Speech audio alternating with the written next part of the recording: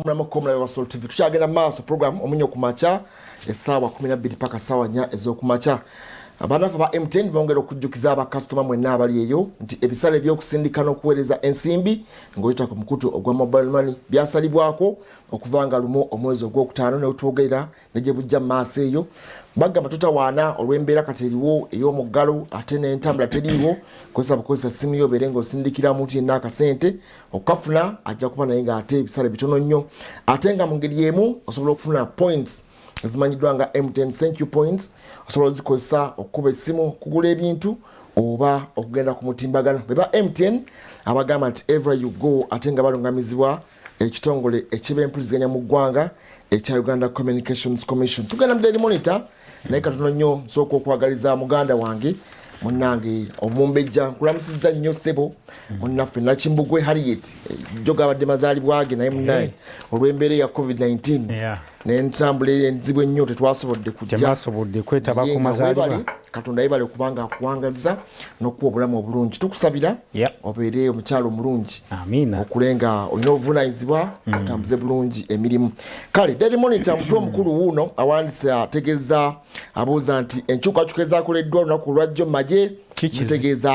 zitegeeza ki? Ebifaananyi biriko wano era analysis weeri biraba ndowooza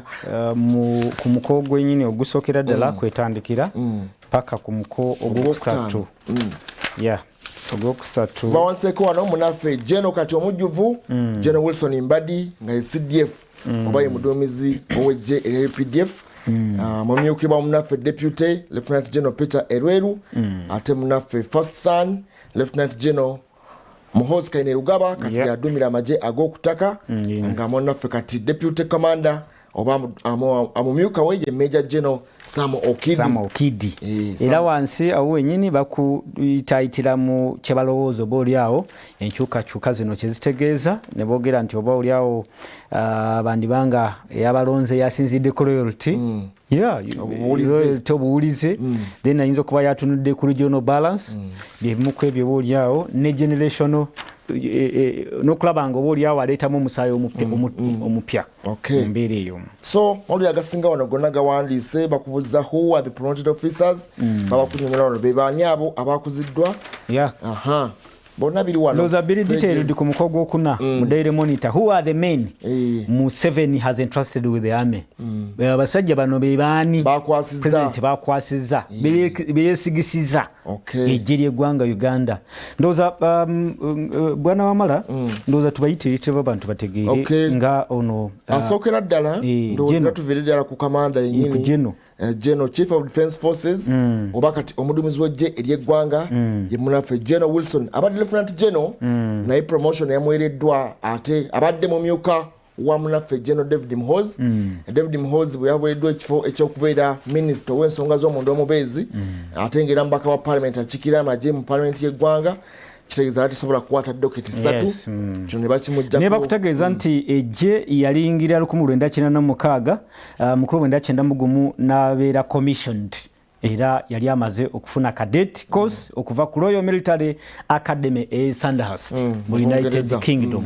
Awono bawulira Sandhurst omanya nti abaako akenjawulo booliawo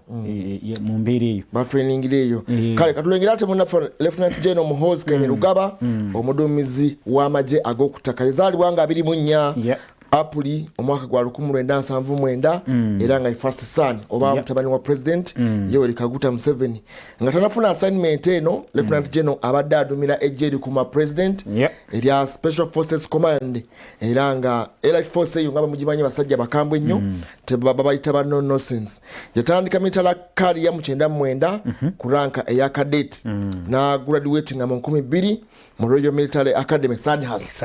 Kyo kyenkugambye nti yagenda government bwolaba ko wali Sandhurst yawomanya nti lazima oyo ayandibanga bagamba nti yakolamu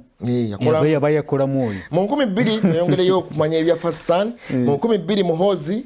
bamu commissioning second lieutenant ne badi employing era yali mu PPU Presidential Protection Unit atinakyusa linnya kufuuka SFC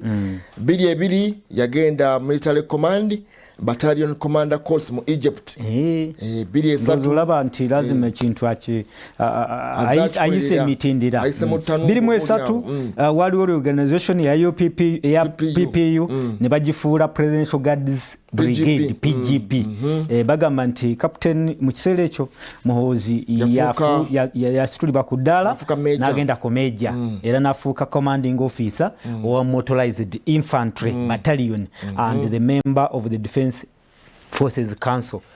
Ngawesewo emyaka ebiri munafono took command and trained with infantry mu kitundu ekya Kasenyi training school. Ate biri mukaaga supervising a training a newly formed commando battalion. Commando battalion 1 ya Bareje mu Tuke County mudiso yerira biri musanvu bam deploying from the commando battalion ebundi bujo okwambalagana ne ADF. Ate biri munana ya paratrooper. He was made the first to be the first paratrooper. Gemajagabuka munyonyi. Yagabukira munyonyi ne gabuka munyonyi. Baba paratroopers. Airborne school mu Fort Benning, Georgia. Fort Benning, Georgia. Ate mu mwaka gwegumo era bam promoting akufuka lieutenant colonel era nafuka commander wa special forces command. Muje eri PDF oba eri kuma kati okuva olwo ndowooza olaba nti naye omusajja yakolamu tabijje ku mukeeka waliwo abaligabanga twogere ku Erweru ndowooza abantu bamumanyi bandyagadde okumanya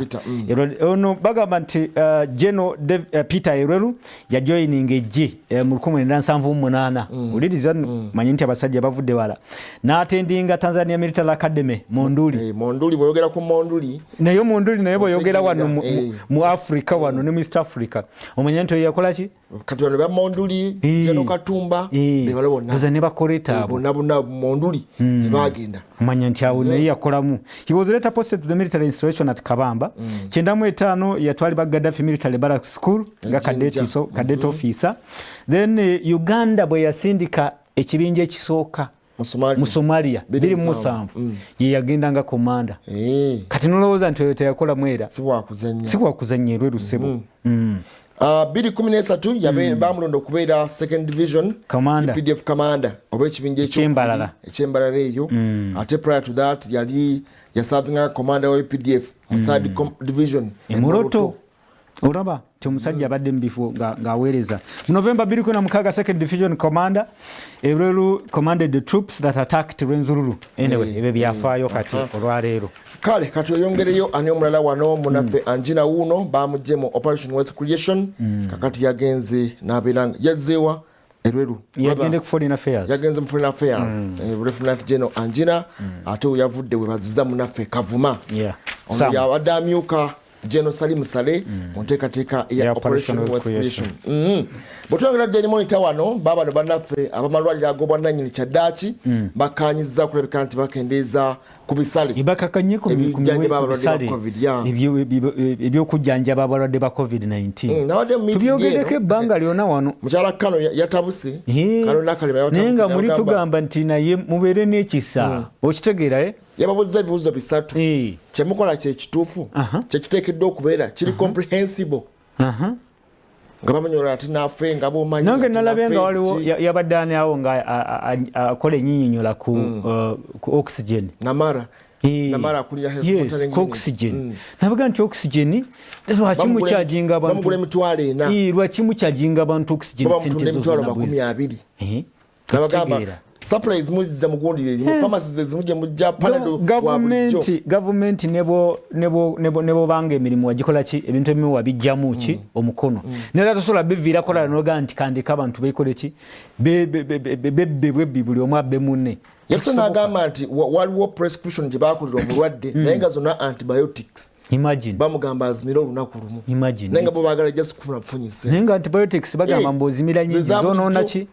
zonoona ekibumba n'ebirala bwe ekisa ani muga zonna zimira omulundi gumu olwokubanga bo bagala akasa naye oba oli awo nabo bamuwadde ensonga zaabwe lwaki baleega ebisale ne bamuwadde ne bagamba nti bamuwe paka mande bajja kujja banyonyole gavumenti nabo ensonga zaabwe naye kirungi bama wakanyiza kubanga kibadde kitisiza n'abantu okugenda mu malwaliro. Ate weewuunye nti owekitiibwa kati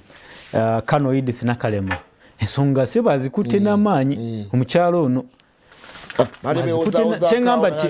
kyengamba nti bwana Wamala olumu abantu babeera mu ofiisi ne bazifa ebyo manyi twakyogerako luli nti omuntu ayinza okubeera mu ofiisi ne bamuwa obuyinza naye kati ono kano Edith Nakalema present office ali assertive asobodde ogikozesa kati katola nti kino kijja kuyambako bannayuganda era bano babagambye munaffe Joel Okulo yakulira ekitongole oba kansa eyo egaba license eri amalwaliro gano yabagambye mutakola tugenda kusazaamu license tulina discretion eyo bagirina kyokka kyekinza okubakkakkanya amalwaliro mangi nnyo sali million 5 gamugenda muzikozesa ki zino zonna. Anyhow, Daily Monitor wuno yeyongedde wanaga nti ebisale eby'emmere byeyongedde mu bitundu bya ggwanga ebyenjawulo obubuga n'ebibuga ebinene wano bw'otunula Mbale bagambye nti commodity ennyama ebadde ku mutwalo gumu mu 1200 kati ya mutwalo gumu 1400 lira nayo eri ku gumu 4 Mbalala gumu 4 obuwunga kilo ya kawunga ebadde ku 200 egenza ku 600 Fort Poto akawunga kilo 25 kabadde ku mitwalo 3 kati ka mitwalo 3 n'ekitundu enkota y'ettooke ebadde kasanvu kati ya mutwalo wanawamu egenze mu 2 sukaali abadde mu 13 kati wa 35 ate bagambye nti naye ate mu Kampala ate yo bisse Kampala kitegeddeka ndowooza yo kubanga abantu bakivaamu bonna kitegeeza olina okweguya abasigaddemu abalimu batonotono ate nga supply chain tesaliddwako ekyakola ki emmere ekyayingira mu Kampala so ekyo kyanjawulo kyovula kyekiri kyetwayogeddeko nakoleggulo bwana Wamala nti ojja kusanga mu Kampala wano mu makati etooke oba emmere ya sente ntono naye ate ofulumyemu katono tokenga mityana n'obugo obulala obwetoolodde ekibuga Kampala osaye nga ki kubanga bw'otunula Kampala wano bakozesa 7 ne bagamba nti okugeza nga akawunga kabadde katuuse ku siringi 2000 naye kati kali ku 1400 bw'ogenda mu katala k'ekasubi newandegeya bw'ogendeera eyo enkota y'ettooke ebadde tugeze wano omuceere gwa kaiso bagambye kilo ebadde ku 13,500 kati ya 12,500 kaiso abadde mu 4,000 kati alinga mu 13,000 mu Kampala kitegeeza nti yo enkota y'ettooke ebadde emitwalo 3 ogifuna ggomo kitundu kati yakati erudda kiba kirungi eri kati ng'abantu abali mu kibuga Kampala nti olwedde tuli muki tulina ebizibu byaffe eby'omugalo naki kyandibanga kijja tuyambako naye ate tosolaga nti kino kiri sustainable nti kyabbanga ddene nnyo nti kijja kubeera bwe kityo nenda kiwa omukisa bana Kampala buli okusigala nga bakyalya ku mmere mpola bw'oba ofunyemu 2 osobola okugenda n'ofuna wali eminwe gy'ettooke 5 emyera 20 kati gya 10 ofunako wakiri abaana n'obateeramu ebinyeebwa ne basobola okuyitawo olunaku olumu embeera yeeyo wano banyonyodde nti travel ban yino cyclist omulala bampye at police checkpoint kyekigenda mu maaso ekinategereka bulungi ku mukogo 10 eggulire endowooza lyeryo erisinze okukwata abantu mu babiro ennaku akasatiro k'amaanyi omukulu oba yali abadde ki tetutegeera genda tumwina alina byayogedde eba oliawo ebyakoze ki ebyongedde okulaga reaction mu bantu nga akola handover nasinzira nakola nagamba nti no ngenda kuwabula omukulu gamba omukulu ategeke engeri gyagenda okukola ki gyagenda okuwaayo obuyinza kati awo actually yemukuzezimu statement olwaleero eziriko debating nga beebuuza nti lazima omukulu yadde akitegeeza oba nedda kyavudde ku busungu nga yanyiize olw'okumujja omugaati mu kamwa oba nedda so era bano beebuuza is it already cold outside kyanyogogedde obwekitino okuba bwe yalinnya ekigere bw'ati ebweru nawulira nti enfuuyirawo okulabe naye anyhow ayinza okuba nga yakyogedde obanga just concept yennyini gyebatapingise bulungi abadde security minister naye nga ebyobutebenkevu yakyazze munaffe Jim Mwezi Katugugu aba NRM baba ne bagenda kulola parallel caucus leaders tebakayinza na banupu kye balonze bagenda kwerunda baganye ebifo byabawereddwa awono nabo wali obuzibu wali kalumera kabondo kabaka abava mu Buganda ate wano bakugambye nti how Museveni scores on first lockdown pledges amamere yino bagiraga nga bazigaba ba LDU ne wano balaze omusawo nyaba LDU bakola omulimu kuba nti oba oliawo tetwafuna mukisa gubeebaza omukugaba kawunga awo LDU bakola mwenye bintu ebimu bwanamala tubibuusa amaaso naye wadde akawunga tekatuuka gwe sivunanyizibwa bwabwe naye gye baayita mugaba kawunga walaba nga bakola waliwo discipline wakiri mugaba nti waliwo ne order wakiri LD yakola era tubebaza akuba nti munywanyi wange Meja Bilal Katamba nakitegeddeko nti ate kati ekintu yakivuddemu yagenda dda Somalia kirimu naffe kati yani twamusanga na side eri Metiana Road eyo nja kumujjukira Major alimu kati alugirira second division eyo ono agamba I nearly died in a hotel room due to lack of care chaka covid yamusanga eyo yali mugundi isolation bino bitatambula bulungi anyway kale katumulemu katunonye tulabe ate munaffe Mzee Wilson Tamale atugamba ki akanyomero kamanya ekidduka kyo bwe tunava tujagenda mu mulama gwaffe naye katunonyo toke tufuna obubaka buno